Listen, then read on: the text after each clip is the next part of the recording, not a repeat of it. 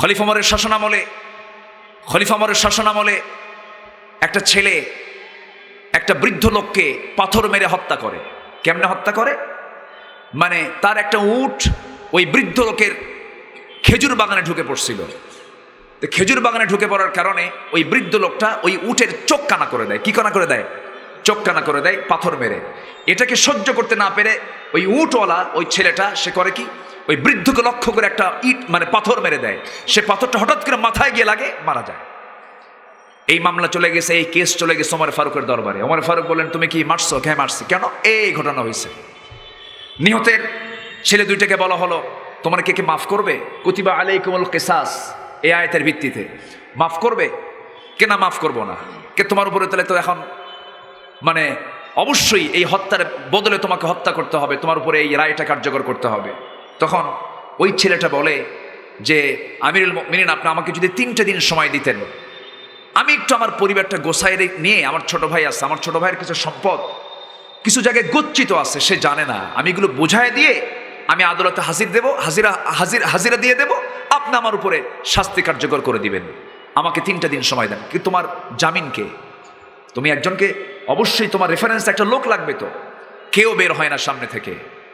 একজন সাহাবী আবু যর গিফারী রাদিয়াল্লাহু তাআলা আনহু বললেন, আমিরুল মুমিনিন, ওর জামিন আমি হলাম। কেন? মুসলমানের বিপদে মুসলমান একজন দাঁড়াতেই হবে। জোরে বলি সুবহানাল্লাহ। দাঁড়িয়ে গেলেন, জামিন হলেন, ছেড়ে দিলেন ওমর ফারুক। চলে গেছে, 2 দিন চলে যায়, খবর নাই। 3 দিনের বিকালবেলা পর্যন্ত খবর নাই। ওমর ফারুক বলেন, আবু যর, শেষ পর্যন্ত তোমার কাল্লাই তো যাবে, তুমি তার জামিন হলে কেন? তিনি বলছেন, একজন মুসলমানের জন্য যদি কাল্লাও দিতে হয় তাও দেব, কিন্তু ভ্রাতৃত্বের বন্ধন নষ্ট করব না। চিন্তা করেন, সন্ধ্যার মধ্যেই দেখি ছেলেটা চলে আসছে। ওই ছেলেটা যখন চলে আসছে, সাইয়েদনা ওমর ফারুক বললেন, ওই বালক, ওই উটের মালিক, ছোট্ট ছেলে, তুমি যে চলে আসলে, তুমি তো নাও আসলে পারতে। সে বলছে, মুসলমানদের জবান কখনো 2 হতে পারে না, আমানতের খেয়ানত করতে পারে না। এই দৃশ্য দেখে নিহত ব্যক্তির 2টা সন্তান চোখে পানি চলে এসেছে। তারা কেঁদে কেঁদে বলছে যে ছোট্ট ছেলের জন্য একজন সাহাবী জীবন দিতে প্রস্তুত হয়, সেই ছেলেকে আমাদের পিতার পক্ষ থেকে আমরা তার সন্তান হয়ে আমরা তাকে মাফ করে দিলাম। কি প্রতিশোধ না ভালোবাসা? প্রতিশোধ না ভালোবাসা? এটাই তো মুসলমানদের ইতিহাস হওয়া কথা ছিল। মিথ্যা সাক্ষী মুসলমান দেবে, এটা কল্পনা করা যায়? আমরা মিথ্যা সাক্ষী দেব না। আমার বন্ধুগণ, একজন পয়গম্বর ছিলেন, ঈসা আলাইহিস সালাতু ওয়াস সালাম, যিনি কবরবাসীর সামনে গিয়ে যখন দাঁড়িয়ে বলতেন, কবরবাসী দাঁড়িয়ে যাও, কুম বিইজনিল্লাহ, আল্লাহর নির্দেশে দাঁড়িয়ে যাও, সঙ্গে সঙ্গে কবরবাসী দাঁড়ায় যেত, কবরবাসীর সঙ্গে সঙ্গে দাঁড়িয়ে যেত। একদিন তিনি এক কবরবাসীকে যখন লক্ষ্য করে বললেন, কবরবাসী দাঁড়ায় গেছে, পেটের ভিতরে সাপ কামড়াচ্ছে, মুখ দিয়ে রক্তগুলো গড়ে গড়ে পড়তেছে। একজন প্রশ্ন করলেন, আল্লাহর নবী ঈসা আলাইহিস সালাতু ওয়াস সালাম, এই কবরবাসীর এই শাস্তি, জঘন্য শাস্তি কেন হচ্ছে, এর কারণটা কি? সঙ্গে সঙ্গে তিনি বললেন, শোনো, এই ব্যক্তিটা দুনিয়ার জিন্দেগিতে মারাত্মকভাবে সুদের কারবার করেছে। সুদের কারবার করা যাবে না, হারামের কোনো আরাম নাই, হারাম পন্থা অবলম্বন করে যেটাই করবেন তার মধ্যে কোনো আরাম পাবেন না। দুনিয়া তো শান্তি পাওয়া যাবে না, আখিরাতে শান্তি পাওয়া যাবে না। আমার ভাইয়ের একজন সাহাবী দুনিয়া থেকে বিদায় নেবেন, নবীর জীবদ্দশার ঘটনা। তিনি দুনিয়া থেকে বিদায় নেবেন, কিন্তু মুখ থেকে কালেমার আওয়াজ বের হয় না। আমার নবীজির কানে সংবাদ চলে গেল। রাসূল বললেন, সাহাবীরা দেখো তো, সেই আমার সাহাবী আলকামার মা বেঁচে আছে নাকি? হ্যাঁ বেঁচে আছে। তার মাকে ডেকে আনো। মাকে ডেকে এনে বলা হলো, আলকামার মা, আমার সাহাবী তো আমার প্রতি কোনোদিন বেয়াদবি করে নাই, আমার খুব অনুগত সাহাবী, কিন্তু মুখ থেকে কালেমার আওয়াজ কেন বের হচ্ছে না? আপনি কি তারপরে রাগ করেছেন নাকি? এবার আলকামার মার মনটা খারাপ হয়ে গেছে, বলতেছে, হ্যাঁ আমি আলকামার উপরে অসন্তুষ্ট আছি, আমি তাকে মাফ করব না। রাসূল একটাবার বললেন, ও আলকামার মা, আপনি যেহেতু সে মুমূর্ষু অবস্থা মারা যাবে, আপনি তাকে মাফ করে দেন, আমি তাকে মাফ করতে পারবো না। আমার নবীজি আর কিচ্ছু বললেন না। নবীজি শুধু বললেন, সাহাবীরা জ্বালানি সংগ্রহ করো, আগুন জ্বালায়া দাও, অবাধ্য সন্তানকে আগুনে জ্বালায়া ভস্ম করে দুনিয়া থেকে বিদায় করা দরকার। এবার মার চোখে পানি, মা কাঁদতে কাঁদতে বলছেন, ইয়া রাসূলুল্লাহ, কাকে আপনি আগুনে জ্বালায় দিবেন? রাসূল বলছেন অবাধ্য সন্তানকে আর কি করা যায়?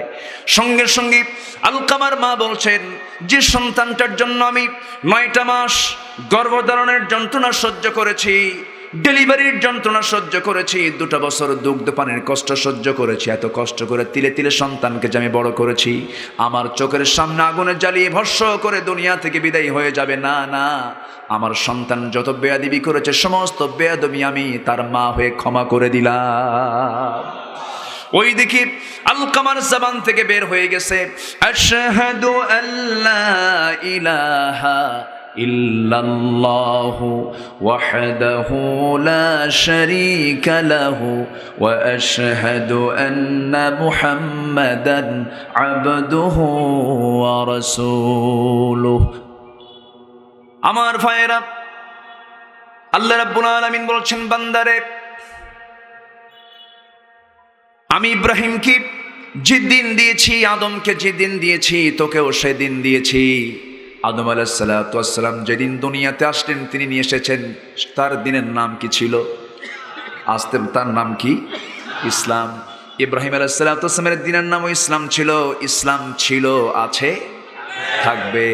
এই পৃথিবীতে যত মানুষ এই পৃথিবীতে এসেছে এবং আসবে, সবার জন্য দিন নির্বাচন করেছেন আমার আল্লাহ ইসলামকে।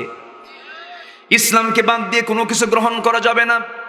আল্লাহ রাব্বুল আলামিন বলেন, وَمَن يَبْتَغِ غَيْرَ الْإِسْلَامِ دِينًا فَلَن يُقْبَلَ مِنْهُ وَهُوَ فِي الْآخِرَةِ مِنَ الْخَاسِرِينَ। যে ব্যক্তি জীবন বিধান হিসাবে ইসলামটাকে ছেড়ে দিয়া অন্য কোনো দিনকে গ্রহণ করবে, আমি তার কোনো কিছুই কবুল করব না এবং সে খুসরান হয়ে যাবে, ক্ষতিগ্রস্ত হয়ে যাবে। দুনিয়ার জিন্দেগিতে লাঞ্ছিত হবে, আখিরাতেও সে ক্ষতিগ্রস্ত হয়ে যাবে। এটা কার কথা? আসতে বলবেন না, কার কথা? খুসরানটা কাকে বলে? ক্ষতি দু প্রকার, একটা হচ্ছে নোকসান, আরেকটা হলো খুসরান। নোকসান হলো ব্যবসা করতে নেমেছি, পুঁজি নিয়ে নেমেছিলাম, লাভ তো হয় নাই, পুঁজিটা কোনো মতো উঠে আসছে, এটার নাম হলো নোকসান। আর খুসরানটা হলো ব্যবসা করতে নেমেছিলাম, লাভ তো দূরে থাক, পুঁজি শুদ্ধ আউট, এটার নাম হলো খুসরান। এটার নাম কি? খুসরান। ইসলাম বাদ দিবেন, দুনিয়াও শেষ হয়ে যাবে, আখিরাতও শেষ হয়ে যাবে, কোনো পুঁজি থাকবে না, আপনাকে জাহান্নাম যেতে হবে। আপনার আমলে জীবনে কিছু সুন্নত বাদ পড়ে গেছে, কিছু নফল বাদ পড়ে গেছে, আল্লাহ হয়তো বা মাফ করতে পারেন, কিন্তু কোনো ফরজকে লঙ্ঘন করা যাবে না। কোনো ফরজ লঙ্ঘন করা যাবে না। ফরজ হচ্ছে চূড়ান্ত, চূড়ান্ত হুকুম কার? আসতে বলবেন না, কার? আল্লাহ। আল্লাহ রাব্বুল আলামিন বলেন, واعتصموا بحبل الله جميعا ولا تفرقوا واذكروا نعمة الله عليكم إذ كنتم أعداء فألف بين قلوبكم فأصبحتم بنعمته إخوانا। জোরে বলুন আল্লাহু আকবার। তোমরা আল্লাহর রজ্জুকে শক্ত করে আঁকড়ে ধরো, মত পার্থক্য সৃষ্টি করো না। আল্লাহ পাক আরেক জায়গায় বলছেন, শারা'a লাকুম মিনাদ-দীনি মা ওয়াসসা বিহি নূহান ওয়াল্লাযী আওহাইনা ইলাইকা ওয়া মা ওয়াসাইনা বিহি ইব্রাহিমা ওয়া মূসা ওয়া ঈসা আন আকিমুদ-দীন ওয়া লা তাতাফাররাকু ফীহি। জোরে বলুন আল্লাহু আকবার। আল্লাহর জমিন, আল্লাহর দিন কায়েমের জন্য তোমরা মতপার্থক্য সৃষ্টি করো না, ফিতনা সৃষ্টি করো না, ইখতিলাফ সৃষ্টি করো না, ইফতিরাকও করতে যেও না। তবে ইখতিলাফ থাকতে পারে, মোহাব্বত নিয়ে করতে পারো, কিন্তু বিচ্ছিন্ন হওয়া যাবে না, বিভক্ত হওয়া যাবে না। আল্লাহ রাব্বুল আলামিন আরেক জায়গায় বলছেন, ওয়াল তাকুম মিনকুম উম্মাতুন ইয়াদউনা ইলাল খায়র وَيَأْمُرُونَ بِالْمَعْرُوفِ وَيَنْهَوْنَ عَنِ الْمُنكَرِ। তোমাদের মধ্যে এমন একটা টিম থাকা দরকার যারা সৎ কাজের আদেশ দেবে, অসৎ কাজের বাধা দেবে। কার কথা? আসতে বলবেন না, কার কথা? আজকে আমরা মাহফিল আসছি, অসৎ কাজ না সৎ কাজ? অসৎ কাজ না সৎ কাজ? মাননীয় চেয়ারম্যান মহোদয়কে ধন্যবাদ জানাচ্ছি। উনি দুটো পয়েন্ট আমাকে বলেছেন, আমি বলবো এই কথাগুলো। দুটো পয়েন্ট আমি কথা বলবো, উনি আমাকে একটু নাড়া দিয়েছেন, খুব গুরুত্বপূর্ণ দুটো কথা। তারপর আমাদের মুরব্বী, উনি অসুস্থ, আমি দোয়া করি তার জন্য, আল্লাহ তুমি তাকে শাফায়ে কামেলা আজেলা দান করো। আল্লাহ তুমি তাকে দ্বীনের খেদমতে আঞ্জাম দেওয়ার তৌফিক দিয়ে দাও। সম্মানিত ভাইয়েরা, সম্মানিত বন্ধুগণ, আমরা মুসলমান, এই চেতনা যদি আমাদের লালন হয়, কোনো হিংসা থাকবে? কোনো হিংসা থাকবে? হিংসা থাকবে না। আমরা হিংসা মুক্ত হব, জোরে বলি ইনশাআল্লাহ। হিংসা মুক্ত জীবন গড়লে কোনো গন্ডগোল হবে না। আমরা ইখতিলাফ থাকুক, কিন্তু আমরা বিচ্ছিন্ন হব না, মারামারি কাটাকাটিতে যাব না, ফিতনা ফাসাদ সৃষ্টি করব না। এগুলো শয়তানের কাজ। কার কাজ? শয়তানের কাজ। এটা ভালো কাজ, ভালো উদ্যোগ নিয়েছে মাহফিল, এটা সৎ কাজ। যাত্রা, যাত্রা কি কাজ বলে? এটার অপোজিট হচ্ছে যাত্রা। যাত্রাতে ওয়াজ হয় না নাচ হয়? ওয়াজ হয় না নাচ হয়? এরকমই কিন্তু মঞ্চ সাজায়, এরকম মাইক নিয়ে আসে, মাইকম্যান আসে, লোকজন আসে, ওঠো মজলিস, ওঠো বৈঠক, ওখানে লোকজন আসে। তাহলে যাত্রা হলে সৎ কাজ না অসৎ কাজ? আর মাহফিল হলে সৎ কাজ। তাহলে ভালো কাজ ভালো চালু করতে হবে, মন্দ বন্ধ করতে হবে। এটা কার কার হুকুম? আসতে বলবেন না, কার হুকুম? কিন্তু আমার এই চোখে দেখা বহু দেখেছি আমি, তাফসীর মাহফিলের যিনি সভাপতি, তিনি যাত্রা কমিটির সভাপতি। এরকম আছে না নাই? আল্লাহ খুশি থাক, শয়তানও বেজার না হোক। এরকম পাবলিক আছে না নাই? আছে না। এরকম সিস্টেম করে জান্নাত আপনি পাবেন না। যে কোনো একটা লাইন আপনাকে ধরতে হবে। আচ্ছা, এই ওয়াজ মাহফিলগুলো চলতেছে, এটা জাতির জন্য ক্ষতি না কল্যাণ? এতে নামাজি কমবে না বাড়বে? ভালো মানুষ কমবে না বাড়বে? বাড়বে। এখানে এসে দ্বীনের কিছু আলোচনা শুনবে, তার জীবনে এগুলো আমল করবে, এটা তো চালু থাকা দরকার। বরঞ্চ তা না বলে কোন এক বুদ্ধিজীবী, বুদ্ধিজীবী কি জীবী? 16 GB, 32 GB, 64 GB, 128 GB, 256 GB বুদ্ধিজীবী। এই বুদ্ধিজীবী বলল যে আবহমান কাল ধরে চলে আসা এই দেশের যাত্রা, তারপরে লোকযাত্রা, পালাযাত্রা, লোকসঙ্গীত, এই সমস্ত সংস্কৃতিগুলো শত শত বছর ধরে এই দেশে চলে আসছিল, এগুলো আজ হারিয়ে যাবার পথে। এই হারিয়ে যাবার পথের সবচেয়ে বড় অন্তরায় হয়ে দাঁড়িয়েছে নাকি ওয়াজ মাহফিল। এই জাতীয় কথা তাদের মুখে মানায় যাদের হৃদয় লুকানো আছে মুনাফিকের চেতনা, ঠিক কিনা? এদের 20 দাঁত ভেঙে ফেলা দরকার। মুসলমান রাজি আছেন কারা কারা? হাত উঁচু করে দেখান।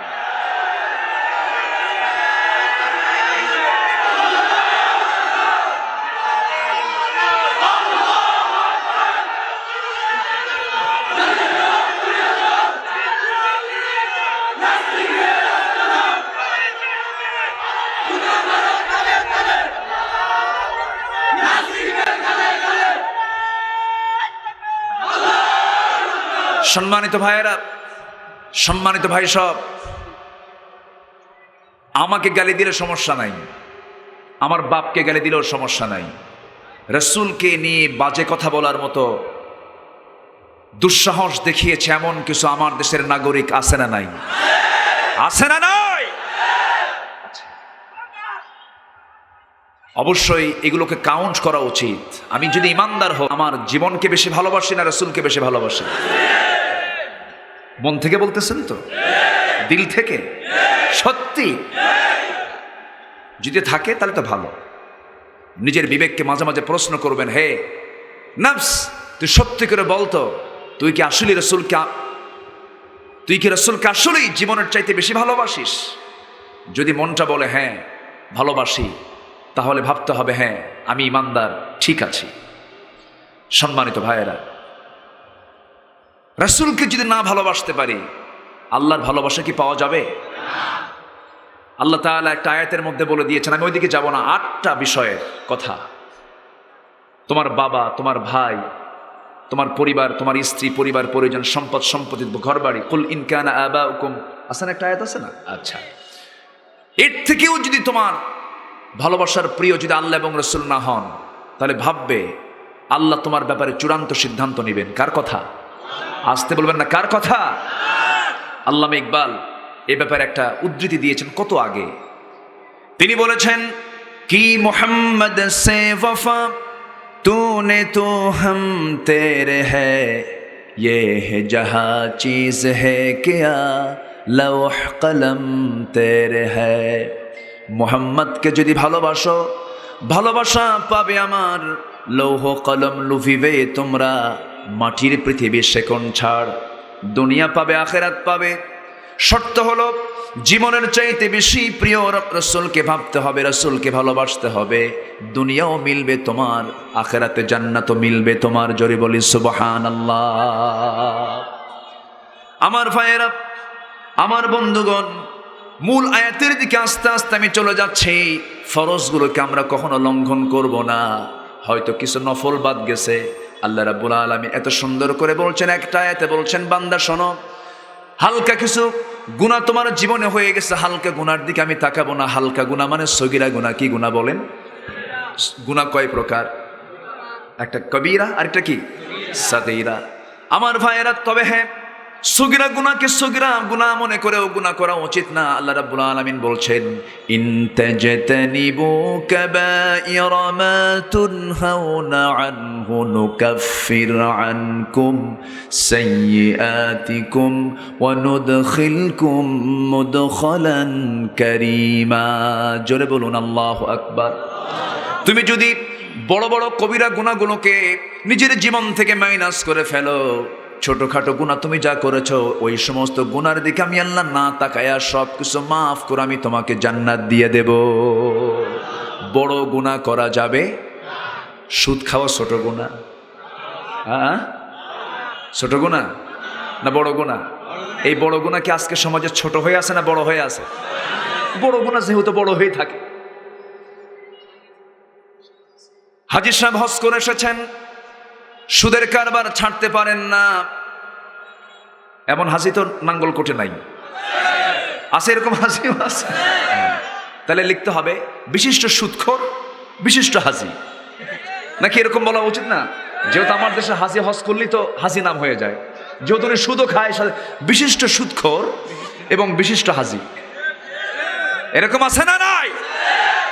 আচ্ছা, সুদকে আমরা একটা সহজ বিষয় আজকে মনে করছি, অথচ সুদের মারাত্মক গুনাহ আমরা সবাই জানি কম বেশি। নিজের মার সঙ্গে জেনা করা সর্বনিম্ন গুনাহ, এটা নিজের মার সঙ্গে যেন সে জেনা করলো, এত মারাত্মক গুনাহ আজকে লালন হচ্ছে সমাজে। এই ব্যাপারে কোনো কথা নাই। কথা হয় কি নিয়ে জানেন? রাসূল নূরের তৈরি না মাটির তৈরি? এটা নিয়ে 2 ঘন্টা ওয়াজ করে। যারা এই বিষয় নিয়ে কথা বলে মাঠে, এই আউটডোরে এসে, আমভাবে এসে, ওদেরকে মঞ্চ থেকে নামায় দিবেন। এগুলো ওয়াজের বিষয় আমভাবে নয়, এগুলো ওলামা কাউন্সিলের কথা। রাসূল নূর না মাটি, এই সমস্ত কথা হবে ওলামা কাউন্সিলে, খাস বৈঠকে এই সমস্ত কথাগুলো হবে। ফরজ নামাজের পরে মোনাজাত, তারপর মিলাদ, কিয়াম, এগুলো নিয়ে কথা, এগুলো দিনের কোনো বড় বিষয় নয়, এগুলো নিয়ে কথা বলার দরকার নাই। আমরা সুদ নিয়ে কথা বলতে চাই, আমরা জেনা নিয়ে কথা বলতে চাই। যুবকরা আজকে শেষ হয়ে গেল, যুবকের হাতে আজকে মাদক, এগুলো ব্যাপারে কথা বলার দরকার আছে না নাই? আজকে যুবকদের চরিত্র শেষ হয়ে যাচ্ছে। ইউসুফের যে চরিত্র হবে ইউসুফের, আজকে যুবকদের মধ্যে সেই ইউসুফের চরিত্র নাই। কেন, কি জন্য? এগুলোর কারণ বের করার দরকার আছে না নাই? আছে। কষ্ট পাচ্ছেন আপনারা? আমরা আগে সুন্নত দেখবো না ফরজ দেখব? ফরজ। আল্লাহ বলছেন, আল্লাহ রাব্বুল আলামিন বলেন, যে বান্দার ভিতরে 2টা দিক আমি দেখতে পাবো, তাকে আমি জাহান্নামের ভিতরে কিছু গর্ত আল্লাহ রাব্বুল আলামিন রেখে দিয়েছেন। জাহান্নাম তো আছে, তার মধ্যে গর্ত রেখেছেন কে? ওয়াইল নামক একটা গর্ত আছে। ওয়াইলুল লিকুল্লি হুমাযাতিল লুমাযাহ আল্লাযী জামা'a মালান ওয়া আদ্দাদাহ ইয়াহসাবু আন্না মালাহু আখলাদাহ। কিসের সূরা? কি সূরা বলেন? হুমাজা। আমার ছোট্ট একটা ভাতিজি আছে, সে বলে, চাচু এই সূরায় এত দাদার কথা কেন? এই সূরার মধ্যে দাদা আছে না? ওয়াইলুল লিকুল্লি হুমাজাতিল লুমাজা আল্লাযী জামাআ মালাহু ওয়া আদ্দাদা ইয়াহসাবু আন্না মালাহু ফি আমাদিন। সব কি ওর মধ্যে ঢুকছে যে দাদা কেন? বলছে এত দাদা আছে। চাচ্ছ তুমি একটু নানার সূরা বের করো তো, নানা কোথায় আছে? কি কথা কি বুঝতেছে? কিন্তু আসলে কি এটা দাদার সূরা? চরম ভয়ঙ্কর সূরা, এটা চরম ভয়ঙ্কর সূরা। আল্লাহ পাক ওয়াইল নামক গর্ত তাদের জন্য রেখে দিয়েছেন যারা সামনে পেছনে মানুষের যারা গীবত শিকায়াত করে। এরকম লোকের তো অভাব খুব দেশে আমার। এরকম লোক কম না বেশি? নামাজ পড়তেছে, রোজা রাখতেছে, কিন্তু গীবত শিকায়াত করে। আছে না নাই? চার দোকান তো আছেই মাশাআল্লাহ, আছে না নাই? চা খায় আর কয় জানো ও না এই কাজটা করছো, তুমি কোন কসু করছো? এরকম লোক আছে না? আর এখন তো মাশাআল্লাহ ফেসবুক তো আছেই, কিছু হইলেই বেশি কইলে কিন্তু ফেসবুকে দিয়ে দেব। ওদের তো কোনো শরম টরম নাই, ওদের বইয়ের ছবি ফেসবুকে দিয়ে দেয়। নতুন বিয়ে কইরা বউকে সুন্দর করে ছবি তুলে ফেসবুকে দিয়ে বলে, ভাই দেখো তো আমার বউটা দেখতে কেমন, সবাই মিলে জামাতের সঙ্গে দেখি। এরকম বেকুব কিছু আছে না নাই? আচ্ছা, কোনো গীবত শিকায়াত করব না, পরনিন্দা পরচর্চা করব না। রাজি আছেন সবাই? জিহ্বার লাগাম ধরবো। জিহ্বার কি ধরবো? জিহ্বাকে কন্ট্রোল করব। আল্লাহ আমার জন্য জান্নাত আমার হাতে দিয়ে দিবেন। যার জিহ্বা কন্ট্রোল নাই তার জন্য জান্নাত নাই। জিহ্বাকে কন্ট্রোল করতে হবে। কথা কম বলবো আমরা। কথার পরিমাণ বেশি হবে না কম হবে? কম হবে। একটা হাদিসের কথা মনে হলো আমার। ইদা আসবাহা ইবনে আদম, যখন কোনো বান্দা সকালবেলা করে, ফাইনাল আ'দা কুল্লা শাইইন তাকফুরুল লিসান, প্রত্যেকটি অঙ্গ প্রত্যঙ্গ, মাথা থেকে পা পর্যন্ত শুরু করে সমস্ত অঙ্গ প্রত্যঙ্গগুলো সবাই মিলে সকালবেলা জিহ্বার কাছে এসে প্রশ্ন করতে থাকে, হে জিহ্বা শোনো, আমরা তোমার বডি, আমরা তোমার হাত, আমরা তোমার পা, আমরা তোমার চোখ, তুমি হলে আমাদের সেন্টার। তুমি জিহ্বা যদি ঠিক থেকে যাও আমরা ঠিক থেকে যাব, তুমি জিহ্বা যদি বেঠিক হয়ে যাও আমরা বেঠিক হয়ে যাব। ফাইন ইস্তাকামতা ইস্তাকামনা ওয়া ইন ওয়াজাজতা ওয়াজাজনা, তুমি ঠিক থাকবে আমরা ঠিক থাকবো, তুমি বেঠিক হবে আমরা বেঠিক হয়ে যাব। এই জন্য আমরা জিহ্বাকে ঠিক রাখবো। জোরে বলি ইনশাআল্লাহ। জিহ্বা না ঠিক রাখলে পরে আল্লাহ রাব্বুল আলামিন একটা গর্ত দিবেন। সে গর্তের নাম কি বলেন? ওয়াইলুল লিকুল্লি হুমাজাতিল লুমাজা। এই একটা গর্ত। আর যেখান থেকে আমি আয়াত শুরু করেছি, তেলাওয়াত দিয়ে শুরু করেছি, সেখানে একটা গর্ত আছে। ওই গর্তে কাদেরকে ফেলবেন? আল্লাহ রাব্বুল আলামিন বলেন, ফাখালাফা মিন বা'দিহিম খালফুন আদাউস সালাহ ওয়াত্তাবাউশ শাহাওয়াতি ফাসাউফা ইয়ালকাউনা গায়্যা। যে সমস্ত বান্দারা নামাজকে ভঙ্গ করবে, নামাজকে নষ্ট করে ফেলবে এবং প্রবৃত্তির যে দাস হয়ে যাবে, নফসের যে তাবেদারি করবে, এই দুইটা বদগুণ যার মধ্যে থাকবে, আমি আল্লাহ রাব্বুল আলামিন অচিরেই তাকে গাই নামক দোজকের গর্তে ঢুকাবো। সেই গর্তের নাম হলো গাই। গর্তের নাম কি? আবার বলেন, গর্তের নাম কি? গাই। যে গাই গর্তকে, যে কেফকে, যে গর্তকে জাহান্নাম নিজে ভয় পায়, জাহান্নাম নিজেই ভয় পায়, জাহান্নাম পর্যন্ত ভয় পায়। এই গর্তকে, ওই গর্তের মধ্যে ফেলানো হবে দুটা কাজকে যারা অবহেলা, দুটা কাজ যারা করবে। একটা হচ্ছে নামাজ যারা নষ্ট করে ফেলবে, আর নফসের যারা দাসত্ব করবে। তাফসীরে কুরতুবীর ভিতরে এসেছে, যাদের মধ্যে 6টা কাজ অনুষ্ঠিত হবে তারাও এই জাহান্নামের গাই নামক গর্তের মধ্যে তারা প্রবিষ্ট হবে। কয়টা কাজ করলে? বলেন কয়টা কাজ? 6টা কাজ। শুনবো না আমরা? জোরে বলি ইনশাআল্লাহ। আরো জোরে বলি ইনশাআল্লাহ। কষ্ট হচ্ছে নাকি আপনাদের? আলোচনা চালাই। নামাজ যদি একটু দেরিতে হয় কষ্ট হবে? একটা মাহফিল পরিচালনা করতে গেলে অনেক কিছু মেনটেন করতে হয়। মেহমানরা এসেছেন, অতিথিরা এসেছেন, তাদের অনার, তাদের সম্মান, তারপরে পরিচালনার ক্ষেত্রে একটা মাহফিল সম্পূর্ণ করতে তো এত সহজ বিষয় নয়। আল্লাহ তুমি মাহফিলকে কবুল করে নাও, অতিথিদেরকে কবুল করে নাও। আল্লাহ তুমি এই মাহফিলকে আজীবন কিয়ামত পর্যন্ত তুমি আল্লাহ জারি রাখো, জোরে বলি আল্লাহুম্মা আমিন। এই মাহফিলের পেছনে যারা মেহনত করেছেন, মাহফিল বাস্তবায়নে যারা খেদমত করেছেন, আল্লাহ তুমি তাদের সবার অংশগ্রহণকে কবুল আর মঞ্জুর করে নাও। 6টি কাজ যার মধ্যে থাকবে, আল্লাহ পাক শুধু জাহান্নামই তাকে দিবেন না, জাহান্নামের একটা গর্তের মধ্যে তাকে ঢুকাবেন, যে গর্তকে জাহান্নাম নিজে ভয় পায়। কত মারাত্মক এবং ভয়াবহ সেই জাহান্নাম সবার সামনে আসে না নাই? সেই জান্নাতে সবার সামনে আসে না নাই? কিন্তু আমরা কি জাহান্নাম পেতে চাই না জান্নাত পেতে চাই? নামাজ পড়বো না নামাজ ছেড়ে দেব? বলেন, নামাজ পড়বো না নামাজ ছেড়ে দেব? নফসের গোলাম হব না আল্লাহর গোলাম হব? নফসের গোলাম না আল্লাহর গোলাম? আল্লাহর গোলাম হব। আমার ভাইয়েরা,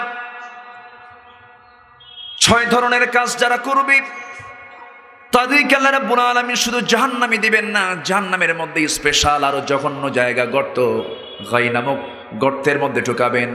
নাম্বার 1 হলো যে জেনাকার জেনা করতে করতে পেকে গেছে, শাইখুজ জানি। যে জেনাকার জেনা করতে করতে নিজেকে পাকিয়ে ফেলেছে, বয়স্ক জেনাকার, বৃদ্ধ জেনাকার আছে না নাই? যুবক জেনা করেছে, তার শাস্তিও কিন্তু লঘু। যুবক অবিবাহিত জেনা করেছে, তার জন্য মিআত জালদা, 100 দৌড়ার ব্যবস্থা কে করেছেন? আল্লাহ করেছেন। কিন্তু বিবাহিত কোনো যুবক যদি, বিবাহিত কোনো পুরুষ যদি জেনা করে, তার শাস্তি কি ছোট না বড়? শুধু কি বড় না অনেক বড়? তাহলে অনেক বড় যদি তার শাস্তি হয়, তাহলে অপরাধটাও কি ছোট না বড়? বড়।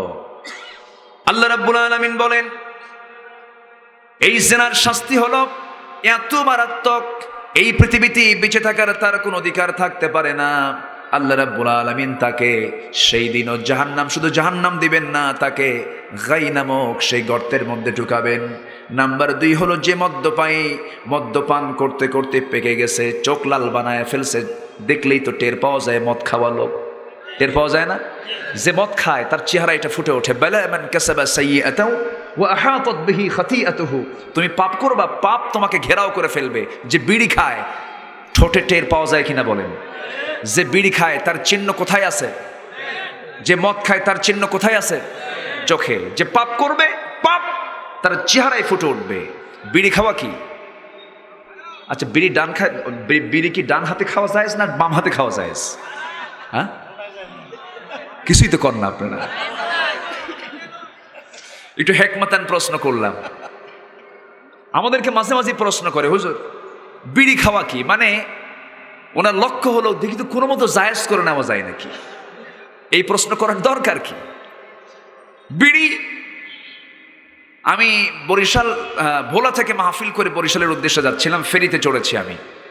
দেখি এক চাচা ঠিক নদীর মাঝখানে টুলের উপরে বসে পার উপরে পা তুলে দিয়ে সামনের নদীর ঢেউগুলো দেখতেছে, মানে উত্তাল তরঙ্গ দেখছে। আর এত সুন্দর করে সে মনোযোগ দিয়া ওগুলো দেখতেছে, আর এত সুন্দর করে বিড়ি টানতেছে। বিড়ি টান দেখে মনে হলো যে 16 বছরের তাগড়া জুয়ান। তো বললাম, চাচা আপনি এই বুড়া বয়সে এরকম করে টানতেছেন, তো এটাকে ছেড়ে দেওয়া যায় নাকি? বাবা বুঝবা না, বিড়ি হলো উন্নতির সিঁড়ি, প্রতি টানে তৃপ্তি আনে। যেরকম নাউজুবিল্লাহ, খাবেন না, এগুলো খাওয়া যাবে না। সকল নেশা হারাম। কে করেছেন? আসতে বলো না, কে করেছেন? পান খান, পানের মধ্যে কোনো আপত্তি নেই, পান আপনি খেতে পারেন, পান খেতে কোনো আপত্তি নেই। যারা বুড়ো হয়ে গেছেন, বুড়োর মুখে জিব্বাটা কি বলে, ঠোঁটটা যদি লাল না হয় তাহলে কেমন হলো? আপনি পান খান, সমস্যা নাই। কিন্তু পানের সাথে আবার হাকিমপুরি রহমতুল্লাহ আলাইহি কেন? এখানে কথা আছে না নাই? আছে। হাকিমপুরিতে যে পাতা, বিড়ির ভিতরেও সেই পাতা, যেটাই লাউ সেটাই কুদু। হ্যাঁ, ভাবতেছেন যে শুধু আমি সাধারণ লোককে বললাম, আমি আলেমদের উদ্দেশ্য কথাগুলো বলে দিলাম। এগুলো করবেন না। সকল নেশা থেকে আল্লাহ পাক জাতিকে হেফাজত করুন, জোরে বলি আমিন। নামাজ আছে যেখানে নেশা নাই, নামাজ আছে যেখানে নেশা নাই, সেখানে নামাজের সাথে নেশার কোনো সম্পর্ক থাকবে না। কষ্ট হচ্ছে আপনাদের? 6 জনকে গাই গর্তে আল্লাহ পাক ঢুকাবেন। কি গর্ত? গাই। ফাসাউফা ইয়ালকাউনা গাইয়া। আমার ভাইয়েরা, নাম্বার 3 হলো যে সুদখোর, সুদের কারবার করতে করতে শেষ পর্যন্ত ফতুয়া বানায় ফেলে। সুদ তো ব্যবসার মতোই, আছে না নাই? আমার বন্ধুগণ, একজন পয়গম্বর ছিলেন, ঈসা আলাইহিস সালাতু ওয়াস সালাম। যিনি কবরবাসীর সামনে গিয়ে যখন দাঁড়িয়ে বলতেন, কবরবাসী দাঁড়িয়ে যাও, কুম বিইজনিল্লাহ, আল্লাহর নির্দেশে দাঁড়িয়ে যাও, সঙ্গে সঙ্গে কবরবাসী দাঁড়ায় যেত, কবরবাসীর সঙ্গে সঙ্গে দাঁড়িয়ে যেত। একদিন তিনি এক কবরবাসীকে যখন লক্ষ্য করে বললেন, কবরবাসী দাঁড়ায় গেছে, মুখ পেটের ভিতরে সাপ কামড়াচ্ছে, মুখ দিয়ে রক্তগুলো গড়ে গড়ে পড়তেছে। একজন প্রশ্ন করলেন, আল্লাহর নবী ঈসা আলাইহিস সালাতু ওয়াস সালাম, এই কবরবাসীর এই শাস্তি, জঘন্য শাস্তি কেন হচ্ছে, এর কারণটা কি? সঙ্গে সঙ্গে তিনি বললেন, শোনো, এই ব্যক্তিটা দুনিয়ার জিন্দেগিতে মারাত্মকভাবে সুদের কারবার করেছে। সুদের কারবার করা যাবে না, হারামের কোনো আরাম নাই, হারাম পন্থা অবলম্বন করে যেটাই করবেন তার মধ্যে কোনো আরাম পাবেন না। দুনিয়া তো শান্তি পাওয়া যাবে না, আখিরাতেও শান্তি পাওয়া যাবে না। নাম্বার 4 হলো, যে সন্তান পিতামাতার সেবা থেকে বঞ্চিত, যে সন্তান পিতামাতার সেবা করতে চায় না, পিতামাতার দিকে খেয়াল করতে চায় না, কিন্তু আল্লাহ রাব্বুল আলামিন পিতামাতার দিকে খেয়াল করার যে হুকুমটা দিয়েছেন, সুন্নাত হুকুম না ফরজ হুকুম? আসতে বলুন, সুন্নাত হুকুম না ফরজ হুকুম? আজকে আপনারা যারা আসছেন, এই হুকুমগুলো যদি মেনে চলতেন, আজকে চেয়ারম্যান সাহেবের এই কথাগুলো বলা লাগতো না। তিনি আমাকে রিপোর্ট করেছেন, শুধু এই ইউনিয়ন কেন, হয়তো বলবেন হুজুর আমাদের দুর্নাম চেয়ারম্যান সাহেব করলো। শুধু এই ইউনিয়ন না, গোটা দেশের জাতীয় সমস্যা আজকে সবচেয়ে বড় সমস্যা হলো, বড় বড় শিক্ষিতের পরিবারে ধানমন্ডি চলে যান, বাড়িধারায় চলে যান, ডিওএইচএস চলে যান, সেই বড় বড় গুলশান বাড়িধারার দিকে চলে যান, ওই সমস্ত এলাকার কোনো বাড়িতে বুড়ো মানুষ ম্যাক্সিমাম পাবেন না।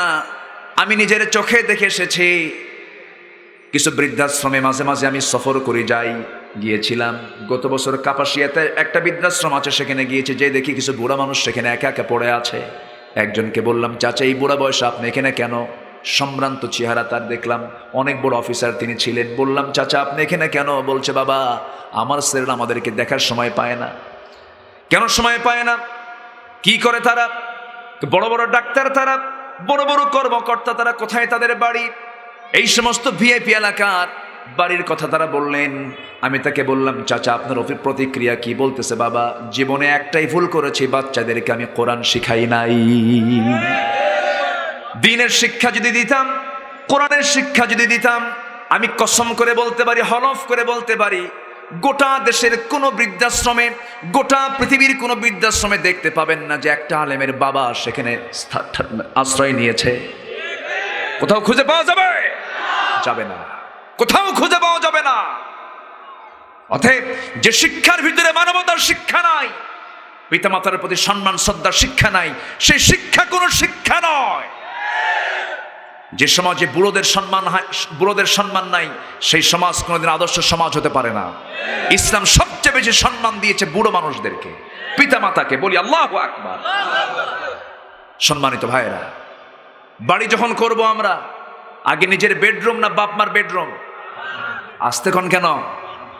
নিজের না বাবা মার? বাবা মার জন্য আগে বরাদ্দ করতে হবে। খরচ করবেন কোথায়? কোরআনকে প্রশ্ন করেন, কোরআন বলে দিচ্ছে, ও বান্দা কোথায় খরচ করবা তুমি? ইয়াসআলুনাকা মাযা ইউনফিকুন কুল মা আনফাকতুম মিন খায়রিন ফালিল ওয়ালিদাইনি ওয়াল আকরাবিন। খরচের যতগুলো খাত আছে, এর মধ্যে 1 নাম্বার খাত হলো তোমার জন্য খরচ করতে হবে তোমার বাপ মার জন্য। কে হুকুম দিয়েছেন? আসতে বলবেন না, কে দিয়েছেন? আমার ভাইয়ের একজন সাহাবী দুনিয়া থেকে বিদায় নেবেন, নবীর জীবদ্দশার ঘটনা। তিনি দুনিয়া থেকে বিদায় নেবেন, কিন্তু মুখ থেকে কালেমার আওয়াজ বের হয় না। আমার নবীজির কানে সংবাদ চলে গেল। রাসূল বললেন, সাহাবীরা দেখো তো, সেই আমার সাহাবী আলকামার মা বেঁচে আছে নাকি? হ্যাঁ বেঁচে আছে। তার মাকে ডেকে আনো। মাকে ডেকে এনে বলা হলো, আলকামার মা, আমার সাহাবী তো আমার প্রতি কোনোদিন বেয়াদবি করে নাই, আমার খুব অনুগত সাহাবী, কিন্তু মুখ থেকে কালেমার আওয়াজ কেন বের হচ্ছে না? আপনি কি তারপরে রাগ করেছেন নাকি? এবার আলকামার মার মনটা খারাপ হয়ে গেছে, বলতেছে, হ্যাঁ আমি আলকামার উপরে অসন্তুষ্ট আছি, আমি তাকে মাফ করব না। রাসূল একটাবার বললেন, ও আলকামার মা, আপনি যেহেতু সে মুমূর্ষ অবস্থা মারা যাবে, আপনি তাকে মাফ করে দেন না, আমি তাকে মাফ করতে পারবো না। আমার নবীজি আর কিচ্ছু বললেন না। নবীজি শুধু বললেন, সাহাবীরা জ্বালানি সংগ্রহ করো, আগুন জ্বালায়া দাও। অবাধ্য সন্তানকে আগুনে জ্বালায়া ভস্ম করে দুনিয়া থেকে বিদায় করা দরকার। এবার মার চোখে পানি, মা কাঁদতে কাঁদতে বলছেন, ইয়া রাসূলুল্লাহ, কাকে আপনি আগুনে জ্বালায় দিবেন? রাসূল বলছেন অবাধ্য সন্তানকে আর কি করা যায়?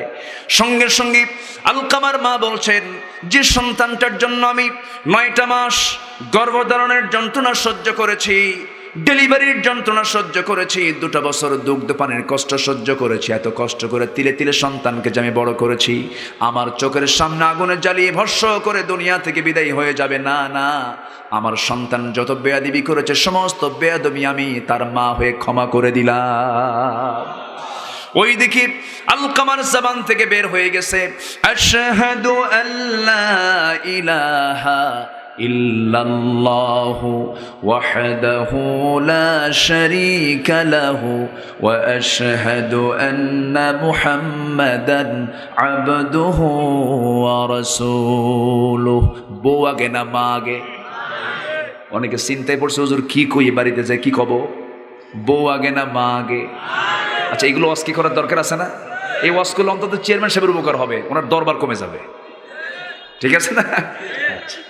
বউ আগে না মা আগে? অনেকে বউ আগে কইছে, ভয় কইছে মনে হয়, মাটা আগে।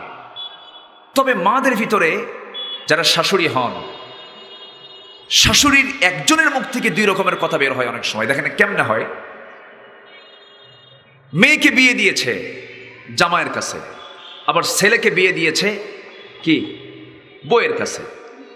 মানে ছেলের হলো বউ আর মেয়ের হলো কি জামাই। এলাকায় তো এরকমই বলে নাকি, না কি বলে? তো শাশুড়ি একই মানুষ, মেয়েকে বিয়ে দিয়েছে হলো জামাইয়ের কাছে। তো বলতেছে আমার জামাইটা এত ভালো, এত ভালো আমার জামাই, আমার মেয়েকে সে দারুণ ভালোবাসে, আমার মেয়ে যা বলে তাই শোনে আমার জামাই। দেখছেন কত ভালো, আমার মেয়ে যা বলে তাই শোনে, এমনকি আমার মেয়ের গায়ের জামা পাজামা এগুলো ধুয়ে দেয়, এত খেদমত করে। কিন্তু আর কি বলি, আমার ছেলেটা মানুষ হলো না, আমার ছেলেটা শুধু বইয়ের কথাই শোনে। কন্ত কথা কি 2 জন করলো না 1 জন কইল? এটা কি ইমানদারের কথা না মুনাফিকি কথা? কন্ত বলেন তো কি কথা? মুনাফিকি কথা না? তাহলে একই মানুষ মেয়ের ক্ষেত্রে দিল এক বক্তব্য, ছেলের ক্ষেত্রে দিল আরেক বক্তব্য। বক্তব্য কি 2 করা দরকার না 1 করা দরকার? তাহলে 1 করলে কি আর গন্ডগোল হয়? গন্ডগোল হয়? হয় না। আমরা বুঝি না অনেক সময়। মা, আজকে মাহফিলে মায়েরা আছে কিনা জানি না, আমি মাদেরকে আমি অনুরোধ করে বলবো, আপনি অন্যর ঘর থেকে একটা মেয়ে আনছেন, আপনিও আপনার মেয়েকে অন্য ঘরে দিয়েছেন, আপনি এই মেয়েটাকে যদি আপনি আদর স্নেহ করতে পারেন, তাহলে ভাববেন যে আপনার মেয়েকেও তার আদর স্নেহ করতে পারবে, ঠিক কিনা? আপনি নিজে স্নেহ দিতে শেখেন, আপনাকে সম্মান দেবে। আপনি স্নেহ দিবেন না, আপনি সম্মান পাবেন না, এটাই বাস্তবতা। কথা কি বোঝা যায়? আচ্ছা, এখন যদি এরকম হয়েই যায়, সেক্ষেত্রে ছেলে কি করবে? ছেলের দায়িত্ব হলো 2 জনকে ম্যানেজ করা। Marriage life manage life. বিবাহিত জীবন হলো অ্যাডজাস্ট করতে হবে। মাকে গিয়ে আস্তে করে বোঝাতে হবে, আগে বউকে আগে বোঝাতে হবে। বউয়ের কাছে গেলেন, যে বললেন শোনো, বউ কি পাল্টানো যায়? এই বউ পাল্টানো যায় না? আস্তে কোন কেন? পাল্টানো যায় না? এই অপশন আছে না নাই? বিয়ে নামে সূরা নাই, কিন্তু তালাক নামে সূরা আছে। আছে না নাই? আছে। বিয়ে নামে কোনো সূরা আছে? নাই। তালাক নামে সূরা আছে। শোনো, তালাক নামে কিন্তু সূরা আছে, বউ কিন্তু পাল্টানো যায়। কিন্তু আমার বউ, তুমি সত্যি করে বলো তো, মা কি পাল্টানো যায় না? শোনো, যেহেতু মা পাল্টানো যায় না, তাহলে আমি কি করব বলো? তুমি একটু ধৈর্য ধরো। মা তো একটাই আমার, মা তো আর জীবনে 2টা হয় না, মা তো একটাই। এটা বউকে বুঝালেন। এবার মার কাছে এসে বললেন, মা শোনো, তোমাকে আমি ডাক দিতে, আমার মুখ থেকে মা ডাকটা শুনতে তোমার কত ওয়েট করতে হয়েছে। আমি পেটের মধ্যে ছিলাম, কত লাথি ঘুতা মারছে তোমার পেটে, তোমার কলিজায় 9 মাসে 4500 বার ঘুতা মেরেছি। তুমি কষ্ট স্বীকার করেছো, ডেলিভারি যন্ত্রণা সহ্য করেছো, এরপর দুগ্ধ পান করেছি আমি। 2 বছর ডাকি না, তোমাকে ডাকতে পারি না। 2 বছর পর আমি যেদিন তোমাকে মা বলে ডেকেছি, তোমার কেমন লাগছে? খুব ভালো, খুব আনন্দ, মা বাবা খুব আনন্দ পাইছি। তাই যদি হয়, আমার বউটা প্রথম দিনে সেই তোমার আম্মা কয়ে ডাকে, তুমি খুশি হও না কেন? কি কথা কি বোঝেন না? এইভাবে একটু ওয়াজ করবেন, ওয়াজ করলে ঠিক হয়ে যাবে। জোরে বলি ইনশাআল্লাহ। রাগারাগি করা যাবে, কোনো গোস্বা করা যাবে না।